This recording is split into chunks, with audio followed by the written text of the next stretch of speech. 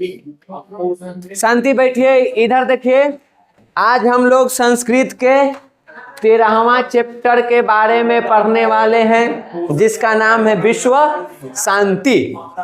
ठीक, विश्व में शांति के बारे में पढ़ेंगे। इसमें थोड़ा सा विश्व युद्ध को भी देखेंगे। ठीक, आइए, क्या कहानी है, छोटा सा है, तुरंत देख लेते हैं, खत्म कर लेते हैं। और कल आपका एक और बच गया ना, शास्त्रकारा है, उसको कल पढ़ लेंगे। अगले सप्ताह में कर्णस्य दानवीरता, इसका और कल जो पढ़ेंगे उसका, सबके ऑब्जेक्टिव और काम खत्म। सबसे पहले देखिए, पाठे अस्मिन् संसारे वर्तमानस्य अशांति वातावरणस्य चित्रण तत् समाधान नोपायाश्च निरूपितो। इस पाठ में आपको संसार में आज जो अशांति का वातावरण बना हुआ है, अशांति का जो माहौल बना हुआ है, युद्ध की जो स्थिति बनी हुई है, उसके बारे में पढ़ना है। उसी का चित्रण किया गया है और साथ ही साथ उसके समाधान के बारे में भी बताया गया है कि हम इसका समाधान कैसे कर सकते हैं। ठीक है। देशेषु आंतरिकी वाह्या च अशांति वर्तते। कहा जा रहा है कि आज के कोई ऐसा देश नहीं हुआ जिसके अंदर अशांति नहीं है। लगभग सभी देशों में आंतरिक अशांति भी है और बाह्या च मतलब आंतरिकी, बाह्या च मतलब हुआ आंतरिक और बाहरी, च मतलब होता है और। तो यहाँ पे विभिन्न देशों के बीच आंतरिक और बाह्य अशांति विद्यमान है। यानी कि देश के अंदर भी कई सारे ऐसे कारण हैं, कुछ ऐसे मुद्दे हैं जिसके वजह से अशांति के माहौल है, और देश के बाहर से भी कुछ ऐसे कई सारे मुद्दे हैं जिसके वजह से अशांति के माहौल बना हुआ है। अपने देश में ही देख लो, तो कभी धर्म, तो कभी जाति, तो कभी अभी अरावली पर्वत, कई सारी चीज़ों को लेकर के अशांति के माहौल बना रहता है, आंदोलन चलते रहता है। और बाह्य खतरा तो है ही है, कभी इस देश से, तो कभी उस देश से, तो कभी उस देश से। तो ये सारी चीज़ें हर देश में विद्यमान है, हमारे देश में भी, लगभग दुनिया के सब देश में। कहा गया कि तमेपेक्ष न कश्चित स्वजिनम नेतु समर्थ। और कोई भी अगर आज चाह रहा है कि हम इसका नज़रअंदाज कर दें, इसको नज़रअंदाज करके और अपना जीवन चला लें, तो वो संभव चीज़ नहीं है। हर कोई इससे पीड़ित है, हम ना चाहते हुए भी इसमें इन्वॉल्व हो ही जाते हैं। ठीक, तो वो चीज़ कहा गया है। उसके बाद संयम अशांति सार्वभौमिकी वर्तते इति दुखस्य विषय। और इसमें सबसे बड़ी दुख की बात ये है कि ये जो अशांति का माहौल है, ये सिर्फ हमारे देश का नहीं है, बल्कि ये सार्वभौमिक है। सार्वभौमिक मतलब लगभग सभी देशों में है। सारे देश इस चीज़ से पीड़ित हैं। हर देश में अपना आंतरिक कुछ अशांति के कारण है और बाह्य के तो है ही है। ठीक, सर्वे जना तया अशांति चिंतिता संति। और ये पूरे विश्व के लिए, सबके लिए, सभी लोगों के लिए एक चिंता के विषय बन गया है। ये जो अशांति वो एक चिंता के विषय है, एक डर है। कभी भी विश्व युद्ध हो सकता है, कभी भी हम उस अशांति का शिकार हो सकते हैं। ठीक, संसारे तनिवारान्य प्रयास क्रियन्ते। और संसार जो है, विश्व जो है, हमेशा इसको लेकर के इससे बचने का प्रयास कर रहा है कि कहीं किसी प्रकार से ही अशांति के माहौल को खत्म करे। लेकिन एक बात हम कह दे रहे हैं, ये सब झूठो बात है। अगर जमीनी तौर पर, व्यवहारिक तौर पे जाओ, सब झूठा बात है। अशांति सच्चा बात है, लेकिन उसके शांत करने के प्रयास कर रहे हैं। हम सिर्फ नियम बनाते हैं, हम नियम बनाते हैं, पर्यावरण का संरक्षण करना है, 5 जून को विश्व पर्यावरण दिवस मनाएंगे। लेकिन उसके बाद हम पहुंच जाते हैं आराम मशीन लेकर के जंगलों को कटैया करने, पहाड़ों को काटने। तो उस आधार पे तो हम ना कह सकते हैं कि शांति के प्रयास हो रहा है। एक तरफ हम शांति के प्रयास के लिए राष्ट्र संघ का निर्माण करते हैं, संयुक्त राष्ट्र संघ बनाते हैं, दूसरी तरफ नए नए हथियारों का निर्माण करते हैं। तो हम कैसे इस बात को कहें कि हम शांति का प्रयास कर रहे हैं? अगर हम शांति के प्रयास करेंगे तो हम हथियार बनाएंगे। इसमें चैप्टर में तुम पढ़ोगे कि शांति का जो हथियार है जिससे हम शांति को प्राप्त कर सकते हैं, वो है प्रेम, भाईचारा, मैत्री भाव, जो कि देखने को तुमको नहीं मिलेगा। नियम मिलेंगे, संस्थान मिलेंगे, लेकिन उसका क्रियान्वयन नहीं होगा, वो व्यवहार में नहीं दिखेगा तुमको। नहीं तो इतने बड़े बड़े हथियार नहीं बन रहे होते। क्या आज देश को बीच लड़ाई नहीं हो रहा है? यूक्रेन और रूस के बीच लड़ाई नहीं चल रहा है? अमेरिका बम नहीं पटक रहा है, ईरान इराक के साथ लड़ाई नहीं चल रहा है, इजराइल फिलिस्तीन लड़ाई नहीं चल रहा है, तो हम फिर कैसे इस बात को मान ले कि संसार जो है लगा हुआ है। संसार के कुछ लोग हैं जो दिल से चाहते हैं कि चीज ना हो, लेकिन कुछ लोग कपटी हैं, वो नकाब पहने हुए इस चीज के लिए कि हम शांति के दूत हैं, लेकिन असल में अशांति फैलाने में उन्हीं का हाथ होता है। देश के अंदर बात करो तो इसमें मुख्य रूप से जो भूमिका निभाते होते हैं राजनेता आज के, उनका ये फंडामेंटलिज्म कहो कि उनका मेन हथियार है। इनके बीच अशांति के माहौल पैदा करो, धर्म जाति क्षेत्र भाषा के नाम पे, और सत्ता प्राप्त करो, और फिर वो बात करेंगे कि हम शांति के कामना करते हैं। तो ये सारी चीजें हैं। तो जब चैप्टर पढ़ते हैं तो लगता है कि लिखा कितना बात है, लेकिन अगर सच में ये होता तो कुछ बात होती, लेकिन दिखता तो नहीं है। और दुनिया के जितने भी विद्वान हैं, विशेषज्ञ हैं, उनका मानना है कि थर्ड वर्ल्ड वार तो होगा, चाहे जिस दिन हो। तो कैसे माने कि हम लोग शांति के लिए प्रयास कर रहे हैं। आगे देखिए, वर्तमाने संसारे प्रयास सर्वेषु देशु प्रद्रव शांति दृश्यते। कहा जा रहा है कि वर्तमान में संसार के लगभग सभी देशों में आपको अशांति और उपद्रव, लड़ाई झगड़े, ये सारी चीजें आपको मिल जाएंगे। क्वचिदेव शांत वातावरण वर्तते। कुछ ही ऐसे देश हैं, कुछ ही जगह हैं जहां पे आपको शांति का वातावरण मिलेगा, नहीं तो लगभग सभी देशों में अशांति के माहौल है, उपद्रव का माहौल है, लड़ाई का माहौल है, और वो चीजें चलते रहती है। ठीक। क्वचित देश आंतरिकी समस्या तृतीय कलहो वर्तते तेन शत्रु राज्यानि मदोमनानि कलह वर्धयन्ति। देखो, कुछ देशों में ये जो समस्या है वो आंतरिकी है, यानी आंतरिक है, अपना देश के अंदर के मामला है, जिसके वजह से ये लड़ाई चल रही है। देश में अशांति के माहौल है, गृह युद्ध जैसी परिस्थिति बनी हुई है। और कुछ जो है, जो शत्रु राज्य होते हैं, यानी जो पड़ोसी देश होते हैं या जो दुश्मन देश होते हैं, वो इस चीज को हवा देते हैं और उसको और बड़ा बनाते हैं और उसका आनंद लेते हैं। जैसे मान लो हमारे देश में धर्म की लड़ाई चल रही है, तो एक मुद्दा हो गया जिसके वजह से देश में अशांति के माहौल हो जाएगा, गृह युद्ध जैसी परिस्थिति बन सकती है। तो हमारे आंतरिक मामले क्या हो गए कि धर्म के नाम पर हम एक दूसरे से लड़ रहे हैं। अब जो पड़ोसी देश होंगे, जो हमारे शत्रु देश हैं, वो क्या करेंगे, इस बात पे हम लोगों को लड़ाएंगे, वो भड़काएंगे हमको, और हम लोगों को लड़ा करके उसका आनंद लेंगे, वो हमको कमजोर बनाएंगे। समझ गई? तो इस तरह की समस्याएं देखने को मिलती है। क्वचित अनेकेषु राज्येषु परस्परम शीत युद्धम प्रचलित। कई देशों के बीच तो शीत युद्ध जैसा चल रहा है। जो कहानी है तो ये कहाँ के बता रहा है, वो शीत युद्ध जो चला 1945 से लेके 91 तक। ठीक है, यहाँ पे नहीं क्या है, बेहोश है तो बोलित कैसे हैं? अरे तरीके, ओ माय डॉग, ये क्या हो गया? मुर्दा भी बोलता है भाई, बेहोश आदमी भी बात कर रहा है ना। आदमी ना, ये आदमी थोड़े है। चलिए, तो यहाँ पे कई देशों के बीच क्या चल रहा है, शीत युद्ध। जैसे अमेरिका और सोवियत संघ के बीच मुख्य रूप से चल रहा था, और जो इसके पक्ष में थे वो भी कुटा रहे थे। इसमें अमेरिका के पक्ष में तो सोवियत संघ कूटेगा, सोवियत संघ के पक्ष में है तो उदाहरण में हम लोग कुछ नहीं तो वियतनाम याद रख सकते हैं, कंबोडिया याद रख सकते हैं, लाओस याद रख सकते हैं, क्योंकि हमारे चैप्टर में था वो सब। विश्व युद्ध का कहीं ना कहीं, शीत युद्ध का कहीं ना कहीं उन पे प्रभाव था, देख रहे थे। ठीक, कुटा एक दूसरे से। तो ये चीज हुआ है। वस्तुतः संसार अशांति सागरस्य कुल मध्यासीनो दृश्यते। ये सवाल एक बार पूछा गया है, हमको याद है, पूछता है। यहाँ कहा जा रहा है कि वस्तुतः अगर देखें तो देखने में ऐसा लगता है जैसे कि संसार जो है वो अशांति के सागर के तट पर जाके खड़ा है, ऐसा दिखने में प्रतीत होता है। ये सागर है, ये तट है, आप तट पे खड़ा हैं, आप कभी भी उस सागर में डूब सकते हैं।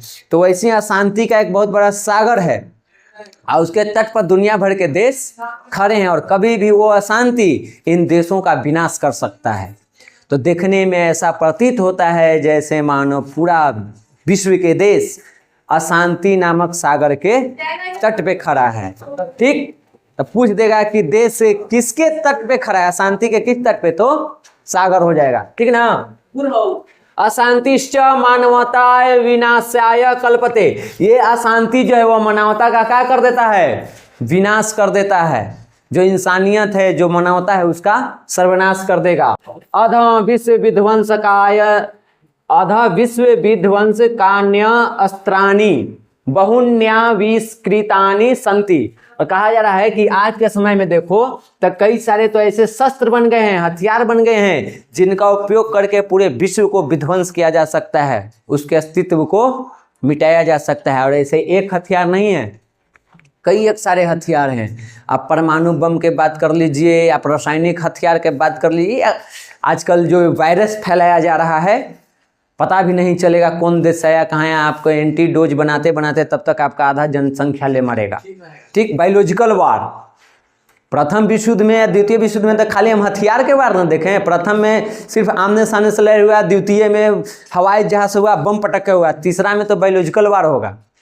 कौन देश कर रहा है आपको ढूंढने में तलबुल आपका अस्तित्व खत्म। हम एक वायरस बनाए किसी देश से दूसरे देश में हम ले जाके छोड़ दिए, ठीक, वो संक्रमण होला, एक व्यक्ति से दूसरे व्यक्ति में फैले, ऐसे हो गए, वो डिब्बा में लेके छोड़ दिए, खत्म। अब ढूंढते रहिए कौन छोड़ा है, तब तक आप ही खत्म हो जाइएगा। तो बहुत खतरनाक है ये चीजें। जो विश्व के शांति के समर्थक लोग हैं, जो चाहते हैं विश्व में शांति हो, जो उदार व्यक्ति हैं, उन लोगों को ये भयभीत कर देता है। जब इन हथियारों के बारे में सोचते हैं, इसके परिणाम के बारे में सोचते हैं, तब तो ऐसी परिस्थिति हमारी हो गई है। तो वो कहा गया है तैर्वे मानवता नाश्य भयम, कि इससे मानव सभ्यताएं, पूरा मानवताएं क्या है, भय में है, भयभीत है कि अगर थर्ड वर्ल्ड वार हो गया तो पृथ्वी का तो विनाश तो एकदम पक्का है। खाली अमेरिका के पास इतना परमाणु बम है कि 5 बार पृथ्वी को खत्म करेगा, एक बार नहीं। रूस के पास, रूसों के पास है, पटकित रहो। एक देश के पास इतना परमाणु बम है कि वो अकेले 5 बार इस पृथ्वी को बर्बाद कर सकता है। तो सोचो क्या परिणाम होगा उसका। और अगर तृतीय विश्व युद्ध नहीं शुरू हो रहा है तो उसका एक कारण ये भी है, सभी देश को पता है कि जब तृतीय विश्व युद्ध होगा तो उसका परिणाम क्या होगा। इसलिए तन्यता तो है, लड़ता नहीं है।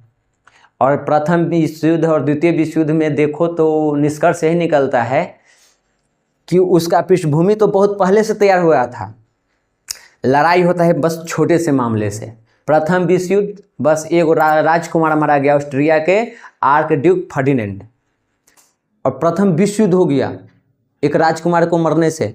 क्या उसके मरने से हुआ था? वो एक तत्कालीन कारण बना। युद्ध के पूरा परिस्थिति जो पहले से ही तैयार था, बस एक छोटा सा चाहिए था चिंगारी, और वो चिंगारी था आर्क ड्यूक फर्डिनेंड। लड़ाई शुरू हो गया। द्वितीय विश्व युद्ध, खाली जर्मनी पोलैंड पे आक्रमण किया, द्वितीय विश्व युद्ध शुरू। तो उसकी पृष्ठभूमि पहले ही तैयार हो रहा था। वो तो प्रथम विश्व युद्ध के दौरान ही शुरू हो गया था कि द्वितीय विश्व युद्ध होगा। जिस तरह की वर्साय संधि हुई थी, तय कर दिया था कि द्वितीय विश्व युद्ध होना है। और जिस प्रकार से राष्ट्रसंघ नपुंसक हो गया था, आज संयुक्त राष्ट्र के भी हाल लगभग वैसने हैं, थोड़ा सा उससे बेहतर है लेकिन हाल वही है। और जो विश्व युद्ध होने वाले उसके कई सारे कारण बनते जा रहे हैं। एक कोई कारण बनेगा, वो बड़ा कारण भी हो सकता है और छोटा कारण भी है। तृतीय विश्व युद्ध शुरू, जहां तृतीय विश्व युद्ध शुरू हुआ, समझिए कि यहां से पृथ्वी पर से जीवन का अस्तित्व ही मिट जाएगा। अगर रुक गया बीच में शुरू होते ही तब तो ठीक है, नहीं तो अगर जैसे चला है वो सब 4-4 साल 5-5 साल उसे चल गया तो खत्म। ये वो पटके सोचो, अगर जो द्वितीय विश्व युद्ध खत्म हुआ, जापान पे बम पटका, पोटसडम की घोषणा पत्र हुआ, जर्मनी समर्पण किया, लड़ाई खत्म, अंतिम वही था। क्यों वो सरेंडर किया था जापान? क्योंकि उसके पास परमाणु बम नहीं था, अमेरिका के पास था, 2 को पटक दिया। कल्पना करो कि जापान के पास भी अगर परमाणु बम होता, क्या जापान सरेंडर करने वाला था? वो 2 पटका था, 4 पटकता, तो वो 8 पटकता, अब पटके पटके में खत्म हो जाता। एक और इसका नुकसान ये है परमाणु बम के, कि जहाँ पटकते हैं ये सिर्फ वही नुकसान नहीं पहुँचाएगा, ये फैलता है हवा में, और हवा का कोई सीमा नहीं होता है। मान लो हम पाकिस्तान में बम पटकते हैं तो जरूरी नहीं कि पाकिस्तान के लोग मरेंगे, वहाँ पे तो नुकसान होगा ही होगा। पाकिस्तान के अलावा भारत में भी उसका नुकसान होगा। जरूरी नहीं, वो ऐसा ना है कि हवा आई तो यहीं तक रहेगी कि अरे ये तो पाकिस्तान का भारत के बॉर्डर है, ये तो हमारा भेजा था छोड़े लगे थे, इन्हें ना जाते हैं, हमारा इन्हीं रहना है, ऐसा तो नहीं है। वो हवा में मिलेगा तो वो तो आपके देश में भी आएगा। हम भी उसका परिणाम हो सकता है हम लोग ना भुगते हैं, लेकिन जो बॉर्डर के किनारे किनारे के जो राज्य हैं उनको तो भुगतना पड़ेगा। तो बहुत ही एक कठिन परिस्थिति से गुजर रहे हैं जिस पे लोग ध्यान नहीं देता है, नज़रअंदाज करके हम लोग गांव में अपने मौज मस्ती में रहते हैं, वो अलग बात है। लेकिन पृथ्वी का विनाश करने के लिए कोई एक छोटा सा कारण आज के टाइम पे काफ़ी है, और वही हमको भयभीत करके रखता है। समझ गए? इस सब के कारण है ये जो असहिष्णुता है ना, और अपने आप को सबसे शक्तिशाली बनाने की जो भूख, यही सबके कारण है। ठीक ना? अशांते कारण तस्या निवारणोपायाश्च सावधानतया चिंतनीयो। कहा गया है कि आज ये जो अशांति फैल रहा है इसके जो कारण हैं उसको लेकर के यहाँ पे बार बार कई सारे सम्मेलन होते हैं, मीटिंग्स होते हैं, और उपाय ढूंढे जा रहे हैं सावधानी से कि कुछ ऐसा उपाय मिले जिससे कि हम इस अशांति से मुक्त हों और पूरा विश्व शांति से अपना जीवन व्यतीत करे, एक दूसरे के साथ भाईचारे के साथ रहे, जो कि कभी भी संभव नहीं है। कारणे ज्ञाते निवारणस्य उपायोपि ज्ञाते इति नीति। और इसके लिए क्या किया जा रहा है? सावधानी पूर्वक हम विचार कर रहे हैं, नीति बना रहे हैं। क्या बना रहे हैं कि कुछ ऐसा काम किया जाए जिससे कि हम यह शांति के निवारण करें। नियम कानून बना रहे हैं, संगठन बना रहे हैं, विश्व शांति के संदेश दे रहे हैं, कई सारी चीज़ें कर रहे हैं विश्व स्तर पर, ताकि एक दूसरे का सहयोग बना रहे और एक दूसरे से मिलके रहें। ठीक? वस्तुतः द्वेष असहिष्णुता च अशांति कारण देयम। अब देखो सवाल पूछता है कि अशांति का मुख्य कारण क्या है? तो अशांति के मुख्य कारण दो हैं, ये सब्जेक्टिव में पूछता है और ऑब्जेक्टिव में। एक है द्वेष। द्वेष मतलब समझती है? जलन, ईर्ष्या, शत्रुता। द्वेष मतलब तोरा अंदर की खराबी। तो ये सब खराबी चीज है। किसी से शत्रुता रखना, दुश्मनी, किसी के लिए बुरा सोचना, उससे जलन रखना, ईर्ष्या रखना, ये सब क्या है? द्वेष है। असहिष्णुता के बारे में तुम लोग को पता है कि वो विचारधारा होता है जिसमें सिर्फ हम अपने आप को सर्वोपरि मानते हैं। हम अपने विचारधारा को ही फैलाएंगे, तुम्हारे वाले को सुनेंगे भी नहीं, मानना तो दूर के बात है। समझ गए? तो जब इस तरह की विचारधारा आए, हम हैं निरसर हैं, हम खाली अपने बात पास करें, खाली हम जो कहें वो सत्य है, आप जो बोल रहे हो तो हम सुनबे नहीं करेंगे, सत्य असत्य की तो बातें दूसर है। क्या हमारे उनके बीच रिश्ता चलेगा? आपसी टकराव हो जाएगा। ठीक? भले हम पतरा हैं लेकिन मार के तो पटकिए देंगे। समझ गए? तो देखो, तो ये दो कारण है, असहिष्णुता और द्वेष, ये दोनों अशांति के मुख्य कारण है चैप्टर के अनुसार तुम्हारा।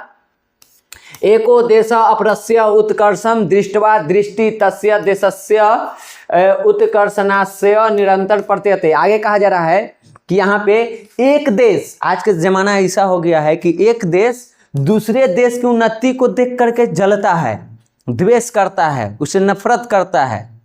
समझ गए? और हमेशा वो प्रयास में लगा रहता है, निरंतर वो प्रयास करते रहता है कि इसका जो उत्कर्ष है, ये जो विकसित हो रहा है, विकास कर रहा है, उसको हम क्या कर दें? नाश कर दें। ये परिस्थिति बनी है और यही बन जाता है हमने के अशांति के कारण। और ये परिस्थिति क्यों आ रहा है? क्योंकि उनमें द्वेष है, उनमें असहिष्णुता है, वो अपने अलावे किसी को आगे बढ़ना नहीं देना चाहते। और ये सभी देशों की बात हो रही है, प्रत्येक व्यक्ति की बात हो रही है। हमारे गांव में, समाज में, घर में भी हर एक व्यक्ति वही है, किसी अपने के पास वाले को आगे बढ़ना नहीं देना चाहता है। तुम अपने आसपास में देख लो, हम हो, तुम हो, हम सभी वो करते हैं। बस दिक्कत ये है कि जब हमारे साथ होता है तो दिखाई देता है, लेकिन हम किसी के साथ करते हैं तो दिखाई नहीं देता है। जैसे मान लो हम ऑनलाइन पढ़ा रहे हैं या कर रहे हैं, तो गाँव वाला लोग कहेगा बड़का चलन है पढ़ावे, एकदम खाने सर होइए जे तुम की। वो तुमको सराहना नहीं करेगा, वो तुम्हारा खिल्ली उड़ाएगा, मजाक बनाएगा। गांव के 10 लोग या आसपास के 10 लोग जब ये बात बोलने, तो तुम्हारा जो मनोबल है वो क्या होगा? खत्म। व्यूज आ नहीं रहे हैं, कोई देख नहीं रहा है, ऊपर से आपके आसपास के लोग आपकी आलोचना कर दे रहे हैं, आपका मनोबल खत्म हो जाएगा। वही अगर वो गांव के लोग कहें कि बढ़िया बात है, चलो वो हमारे गांव समाज से वो कोशिश तो कर रहा है, कर, हम नहीं हैं, साथ है, कोई दिक्कत ना है, बढ़िया बात है, तो तुमको अंदर से अच्छा लगेगा। और जो व्यूज नहीं आ रहे हैं, नहीं चल रहा है, कोई दिक्कत नहीं, लगेगा कि चलो करते हैं, लेकिन कोई नहीं करेगा। तो जब ये मेरे साथ होगा तो वो हमको दिखाई देगा कि अगला आदमी मेरा क्या कर रहा है, खिल्ली उड़ा रहा है, हमको नीचा दिखा रहा है। तो हो सकता है अपना मनोबल मजबूत करके लगे भी या ना लगे, वो तो मेरे ऊपर फिर डिपेंड करता है। लेकिन ये काम हम भी करते हैं किसी के साथ, बस समझ में नहीं आता। हम भी किसी का मजाक बनाते हैं किसी बात को लेकर के, कि गांव में हमारा मान लो कोई कॉमेडी बनाना शुरू किया, जैसा मेरा इच्छा है, जैसा मेरा लक्ष्य है, जैसे हम फेमस होना चाहते हैं, हम नाम कमाना चाहते हैं, वो भी कमाना चाहता है, लेकिन हम उसको कहेंगे कॉमेडी बनावी था, कौची लेकिन के सिखाबू कर दिए, तो उसका मनोबल टूटेगा कि नहीं टूटेगा। ये काम करने वाले हम सभी होते हैं। हम किसी और का बुराई करते हैं, कोई हमारा करता है, लेकिन अपना वाला बुराई याद रहता है। हम किसी का करते हैं तो वो हमको याद नहीं रहता है। हम कब किए हैं किसी का बुराई ना, हम तो सबसे पवित्र दूध का धुला हुआ। तो ये परिस्थिति हुई है। तो ऐसा नहीं है, अब जब हम यहाँ पे पढ़ रहे हैं तो जाहिर सी बात है, जब इसको पढ़ोगे इस लाइन को, तो अपना देश के बारे में तो दिमाग में आएगा ही कि जब हमारा देश विकास करता है तो आस पड़ोस के देश देख के जलता है। ऐसा भी तो हो सकता है कि हम लोग भी तो किसी को देख के जलते हों, जरूरी तो नहीं है। अब वो देखना है तो आप दूसरे देश में जाइए। जैसे मान लीजिए हम मानते हैं कि हम लोगों को देख करके चीन जलता है, पाकिस्तान जलता है, हम किसी को देख के नहीं जलते हैं। ये आप ना बोल रहे हैं, एक बार पाकिस्तान से जाके पूछिए, वो बताएगा कि जलते हैं कि नहीं जलते हैं। हम कह रहे हैं कि हमारा देख के पूरा गांव जलता है, हम किसी को देख के नहीं जलते हैं। ये हम ना बोले कि हम नहीं जलते हैं, एक बार गांव वाला से पूछा जाए कि हम किसी को देख के जलते हैं कि नहीं, वो एक से एक निकाल के देगा, ऐसा ऐसा कि हमको पता भी नहीं रहेगा कि हम इहो बात से कोई से का जलते हैं। समझ गए? तो हम सभी का वो हाल है। तो परिस्थिति क्या बन गया है बुआ, हम सभी देश एक दूसरे की उन्नति देख करके आज जल रहे हैं। एक दूसरे के साथ मैत्री भाव नहीं रख रहे हैं, एक दूसरे के साथ बढ़िया संबंध नहीं रख रहे हैं, बल्कि एक दूसरे के साथ द्वेष है, दुश्मनी है, फिराक में लगे हुए हैं। दोस्ती के नाम पर यही सांस से दोस्ती, साथ में छुरा रखे हुए हैं, जहाँ मौका मिलेगा घुसेड़ देंगे, तू आगे कैसे निकलेगा। ठीक, वो तो हम करवे करेंगे, ना किए तो फिर का। हाँ, और यही द्वेष आगे चल के किसका जन्म दे देता है, असहिष्णुता का, कि हमसे आगे कोई नहीं। ठीक, और यही दोनों मिल करके हमारे अंदर दोष उत्पन्न करता है, वैर उत्पन्न करता है, एक दूसरे के बीच दुश्मनी उत्पन्न करता है, और उस दुश्मनी को आगे बढ़ाता भी है। ये है उसका कारण, ये द्वेष और असहिष्णुता। समझ गए? लगो के घंटा हम लगा देबो हो ना, देखे में छोटन लगे तो बात हो गहराई के। ठीक है जी, आप है जी गई। हाँ, अब कैसे? रुकिए सर, रुकिए ना, क्लासवा खत्म होने दीजिए ना। इहे टोन में तू बात करना क्लास खत्म होने के बाद। ठीक, रुक जाओ, क्लासवा खत्म हो दे। हमसे बात करो तो आवाज नीचे। खास करके सैटरडे को नया साल आ रहा है, कोई पर्व आ रहा है, ये सब टाइम पर ना तो हम सेलिब्रेट कर देंगे। और ये कुछ शिक्षकों के लिए भी है कि हमसे थोड़ा सा डिस्प्ले में रहिए। स्वार्थ प्रेरितो जना अहम भावेन परसय धर्म जाति संपत्ति क्षेत्र भाषा वाना सहते। कहा जा रहा है कि स्वार्थ, ये जो चीज है बहुत खतरनाक चीज है, यही अहंकार को बढ़ावा देता है। और जब इस चीज की बढ़ावा मिलती है, जब हम अहंकार में आते हैं, जैसे कि मैं अहम अहंकारी भव,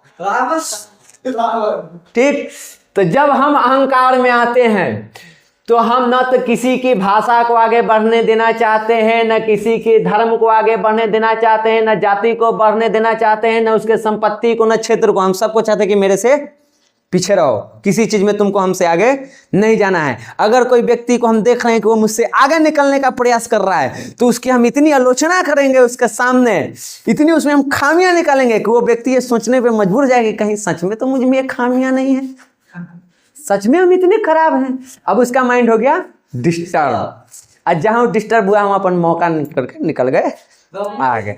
समझ गए? तो उस चीज में भाई हम आगे हैं।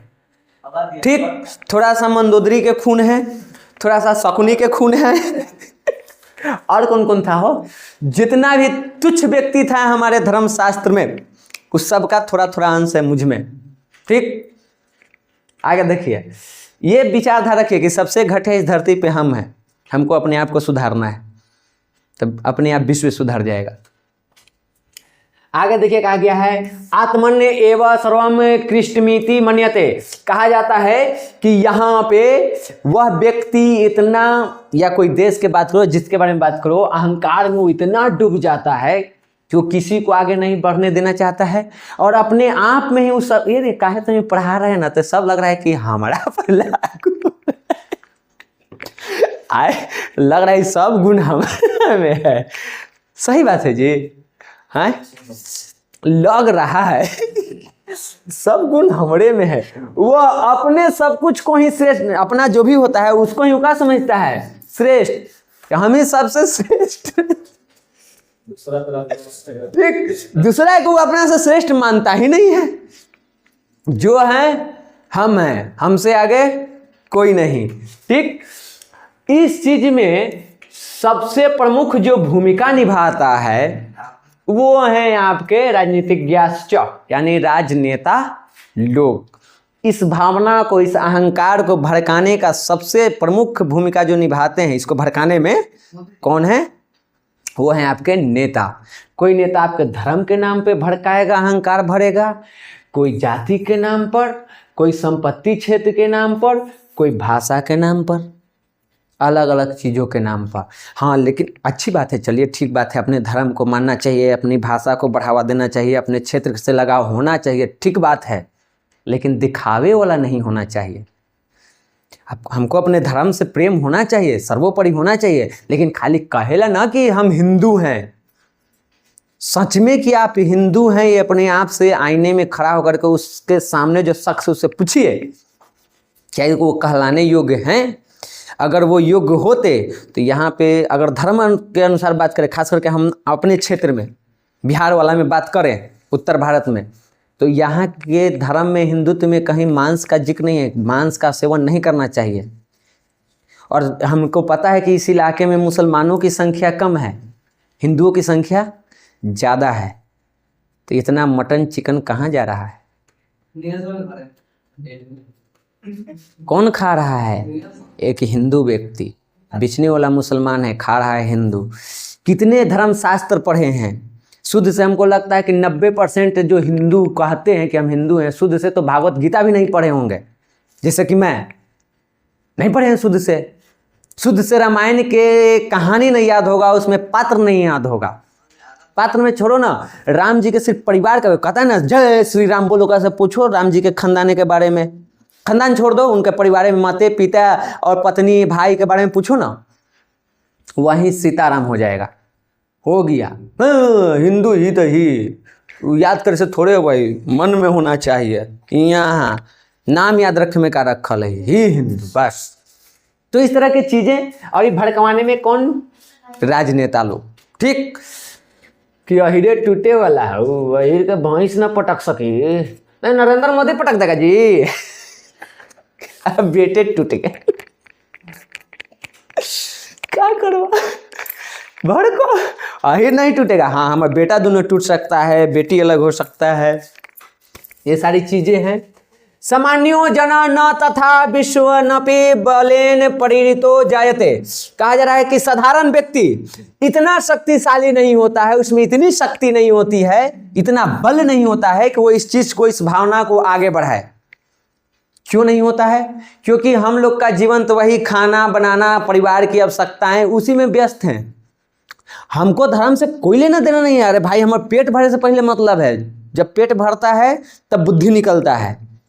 हमारे पापा का श्लोक है, अब उनका लिखल श्लोक ना है, जिसे बार बार बोलते हैं कि पेटवा भरल हवा तब बुद्धि निकली था। सही बात है, भूखे पेट बुद्धि ना निकलेगा। इसलिए तो गौतम बुद्ध अपना तप छोड़ दिए थे ना, पहले पेट भर तब ध्यान में मन लगता हो। और सुजाता के तो बोले खीर खा गए ना, खाना बहुत जरूरी है, सेहते नहीं रहेगा तो ध्यान में मन नहीं लगा तो ज्ञान के क्या प्राप्ति होगा। तो पेट भरने पर निकलता है। और हमारे जो मिडिल क्लास के, लोअर क्लास के लोग हैं, वो तो अपने परिवार की आवश्यकता की पूर्ति नहीं कर पाते हैं। उनका तो अलग टेंशन है कि हम ये जरूरत कहाँ से पूरा करें, ये कहाँ से बच्चा के फीस है, तो पत्नी के ये है, तो माई के दवाई है, तो पिता का इलाज कराना है, तो बेटी की शादी करना है, तो बहन है। इससे उसको छुटकारा मिलेगा तब तो धर्म के नाम पे लड़े। तो हम लोग तो इस चीज़ में व्यस्त रहते हैं। अब होते हैं नेता लोग ढके लिए भर भर थरिया हमने के हक के धन मार मार के 7 खानदान लाभ जमा करके सत्ता में उसको बना रहना है, तब बैठ के डरी आएगा जात के नाम पर, धर्म के नाम पर। और उसके बाद हम लोग अपनी मूर्खता दिखाएंगे कि उस डरियनी को अपनाएंगे। अपन बेटा के ना लड़ाएगा, अपन बेटा के तनी हिंदू रक्षक बनाबो तो ना, हमार बेटा विदेश से पढ़ के आएगा, बिना चुनाव लड़ले सीधे नेता बन जाएगा। और तू धर्म के नाम पे लड़ो, तुम जाति के नाम पे लड़ो, तुम भाषा के नाम पे लड़ते रहो। समझ गए? समझे बुआ? वो तो आप लोगों को पता है कि किसका क्या विषय है, कौन किसके विषय में जाता है, कहने की बात थोड़े है। चलिए आगे देखिए। स्वार्थोपदेश बलपूर्वक निवारणीय। यहाँ पे कहा जा रहा है कि ये जो स्वार्थ है यही चीज आपको इसमें बल देता है, वही इसको आगे बढ़ाता है। ठीक, और उसके बाद कहा गया है स्वार्थ उपदेश बलपूर्वक निवारणीय परोपकार प्रति यदि प्रवृत्ति उत्पादते तदा सर्वे स्वार्थ त्यजेव। कि इन उपदेशों को, ये जो स्वार्थ से भरा हुआ उपदेश होता है कि अपना धर्म ही सर्वश्रेष्ठ है, अपना जाति अपना क्षेत्र ही सर्वश्रेष्ठ है, जितने बलपूर्वक वो उसको बढ़ाते हैं उससे भी ज्यादा बलपूर्वक आप क्या करिए, उसको रोकिए। आप पूछिए सरकार से कि अगले 5 साल में आप हमको क्या दीजिएगा, सवाल करिए। वही हम याद दिलाए थे, सवाल करिए आप कि अगले 5 साल में आप हमको क्या दीजिएगा। ठीक, परोपकार प्रति यदि प्रवृत्ति उत्पादे तदा सर्वे श्राद्ध तेजस्वी। यहाँ पे कहा जा रहा है कि यदि दूसरों की मदद करने की भावना आप में उत्पन्न करनी है कि हमको दूसरे की मदद करना है, तो उसके लिए सबसे पहले आप इसका त्याग कर दीजिए, स्वार्थ। लेकिन हम लोग मदद करते भी हैं तो स्वार्थ रख के। कोई भी व्यक्ति, हम ये तुमको बता देते हैं बउआ एकदम आर्यसत, इस धरती पे कोई व्यक्ति निस्वार्थ नहीं हो सकता है। घोषणा कर दे, जाओ तर्क दे दें। निस्वार्थ होना भी एक स्वार्थ है, और वो स्वार्थ क्या है? मैं निस्वार्थ हूं। ये आपका स्वार्थ है कि आप निस्वार्थ हैं। बस उसमें बात होती है 2 चीज। एक स्वार्थी व्यक्ति होता है जो अपने बारे में सोचता है, अपने आगे बढ़ने के लिए, जिसका परिणाम बुरा हो सकता है। और एक होता है जो विश्व के लिए सोच रहा है, समाज के लिए सोच रहा है। स्वार्थी दोनों भी है। ठीक, हम कह रहे हैं कि हम निस्वार्थ भावना से लोगों की सेवा कर रहे हैं, निस्वार्थ ये नहीं है, उसमें स्वार्थ है तुम्हारा। तुम अच्छा बनना चाहता है, तुम महान बनना चाहता है, तुम अपने धर्म के जो भी नियम पालन है उसको फॉलो करना चाहता है, तू ये दिखाना चाहता है कि हम अपने धर्म पे चलते हैं। ये स्वार्थ है कि नहीं है? लेकिन ये जो तुम्हारा स्वार्थ है ये समाज के लिए, देश के लिए, विश्व के लिए फायदेमंद है, तो वो स्वार्थ अच्छा है। और एक है कि समझ ही रहे होंगे, तो वो स्वार्थ बुरा होता है। तो यहाँ पे तो कहा गया है कि आप स्वार्थ का त्याग करें, लेकिन हम स्वार्थ का त्याग कर ही नहीं सकते हैं, इम्पॉसिबल चीज है। हाँ, उसमें हम उस स्वार्थ को अच्छे चीज से जोड़ सकते हैं कि मेरा स्वार्थ है, लेकिन उस स्वार्थ से लोगों की भलाई होगी। हमारे भगत जी का स्वार्थ नहीं था, उनका स्वार्थ था कि नहीं? उनका स्वार्थ क्या था? मेरा देश आज़ाद होना चाहिए, चाहे जैसे हो। वो चीज़ हमारे लिए बढ़िया था, हम उनको पूजते हैं। अंग्रेजों का स्वार्थ नहीं था कि हमारा शासन बढ़िया चले। हम लोग भले अंग्रेज को गाली देते हैं, क्या अंग्रेज गाली देते होंगे? वो इस काल को गर्व से पढ़ते होंगे कि देखो हम कितना शक्तिशाली थे कि दुनिया भर में हम कब्जा किए हुए थे। उनके लिए वो अच्छा था, हमारे लिए बुरा था। उनके लिए वो अच्छा किए हुए इसलिए उनके लिए अच्छा था, हमारे लिए उसका परिणाम हमारे साथ बुरा हुआ तो हमारे लिए वो बुरे हो गए। समझ गए? दोनों में स्वार्थ है, चाहे वो हम पे शासन किया या हम उससे लड़े, दोनों में स्वार्थ था अपना अपना। तो हम निस्वार्थ नहीं हो सकते हैं, लेकिन अच्छा स्वार्थी बनिए, ठीक, जिसका परिणाम अच्छा हो। आगे देखिए, अत्र महापुरुषा विद्वान से चिंता काश्च न बिरला संति। कहा जा रहा है कि यहाँ महान पुरुषों, विद्वानों, विचारकों की कमी नहीं है, भरे पड़े इस विश्व में महान पुरुष, महान विचारक। जो इस विश्व को एक नया राह दे सकते हैं, एक नया मार्ग दे सकते हैं। तेसा कर्तव्यमिदं यत जने जने समाजे समाजे राज्य राज्य च परमार्थ वृत्ति जनेयु।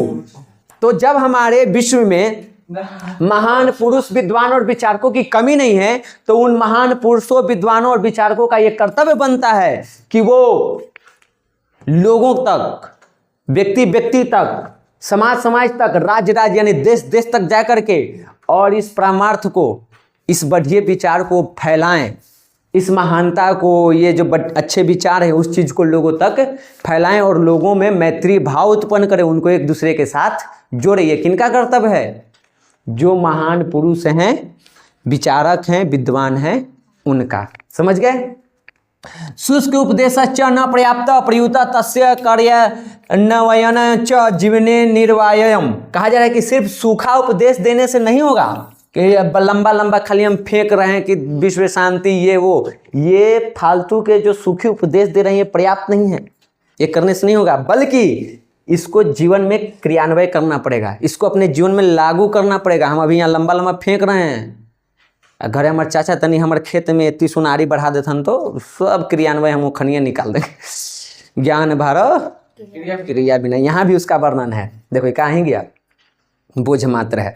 तो यहाँ पे कहा जा रहा है कि सिर्फ सूखी उपदेश पर्याप्त नहीं है, बल्कि आपको उसका क्रियान्वयन भी करना होगा, अपने जीवन में उसको लागू भी करना होगा। और इसीलिए तो कहा जाता है, एक उक्ति है, एक कथन है, ज्ञान भार क्रिया बिना, कि अगर आप ज्ञान लेते हैं और उसको अपन जीवन में लागू नहीं करते हैं तो वो आपके लिए बोझ है। इससे अच्छा है कि वो ज्ञान आप नहीं लीजिए, और लिए हैं तो उसको जीवन में लागू कीजिए लागू, और न तब बोझ हो जाएगा। ध्यान से कॉपी किताब घर है, पढ़ाई लिखाई बंद, ऐसा ज्ञान कहला लीजिए कि हम लागू न करो, है ना, अब पैसा बर्बाद हो जा रहा है। देशान मध्य च विवादन संयुति में संयुक्त राष्ट्र संघ प्रभृत्य संस्था संति।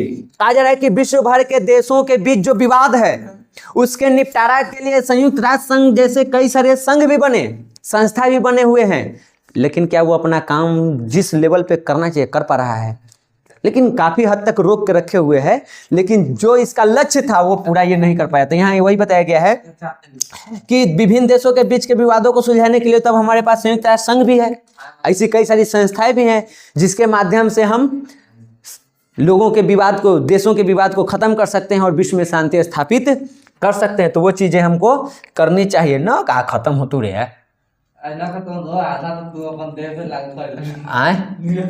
नहीं, कभी नहीं, कतई नहीं। हम जो भी बोलते हैं सत्य बोलते हैं, सत्य के सिवा कुछ नहीं बोलते हैं। हम भागवत गीता पे रख के कसम खाते हैं। ताश्च काले काले आसंगितम अपि विश्व युद्धम निवारयन्ति। कहा जा रहा है कि यह संस्थाएं, जो भी संयुक्त राष्ट्र संघ जैसी संस्थाएं, वो क्या कर रहा है, समय समय पर जो विश्व युद्ध की संभावना बन रही है, जो आशंका बन रही है, उसको क्या कर रही है, रोक रही है। लेकिन कब तक ये नहीं, कोई और अमेरिका, पिछला बार भी, ये बार भी, आगे भी। भगवान बुद्ध पुरा काले एवं वैरण्य वैरस्य समनम असंभव प्रत्वान वरेण्य करुणामय मैत्री भावेन च वरस्य संति भवति सर्वे मयन्ते भारतीय नीतिकार सत्यमेव उद्घोषयन्ति। कहा गया है कि भगवान बुद्ध ने भी प्राचीन काल में, अपने समय काल में ये कहा था कि वैर को वैर से कभी भी खत्म नहीं किया जा सकता है। दुश्मनी को हम दुश्मनी से खत्म कर ही नहीं सकते हैं। अगर दुश्मनी को, वैर को खत्म करना है तो उसके लिए आप में होना चाहिए करुणा, मित्रता का भाव, जिसके माध्यम से हम वैर को खत्म कर सकते हैं।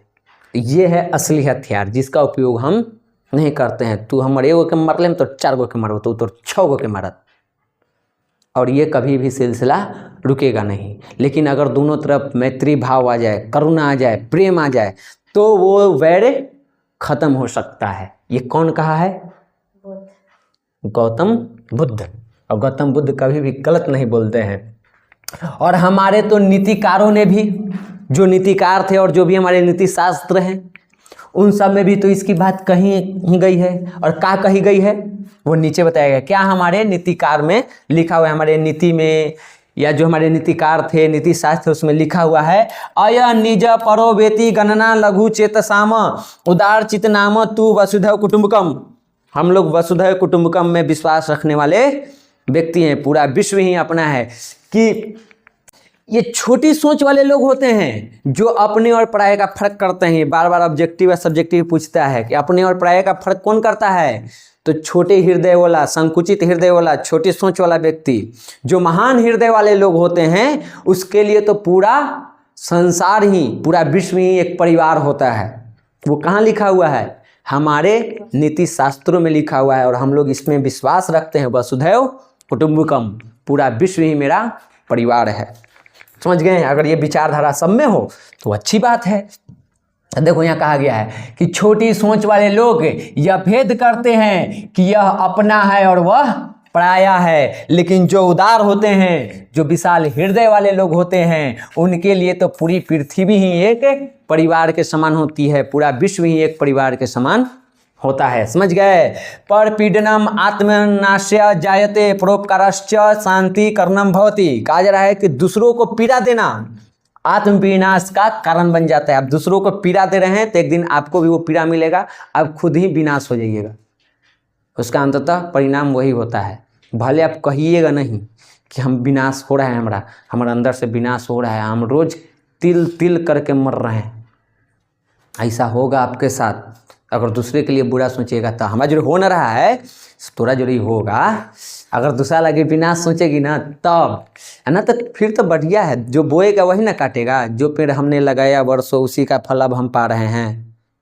रचा है जिसने इस सृष्टि को, वही ये सृष्टि चला रहे हैं। ठीक, तो अगर आप दूसरों को पीड़ा देते हैं तो वही चीज आपके आत्म विनाश का कारण बन जाता है। और अगर आप दूसरे के लिए परोपकार करते हैं, उनकी भलाई की सोचते हैं, तो वो शांति का कारण बन जाता है। समझ में आया? आया समझ में?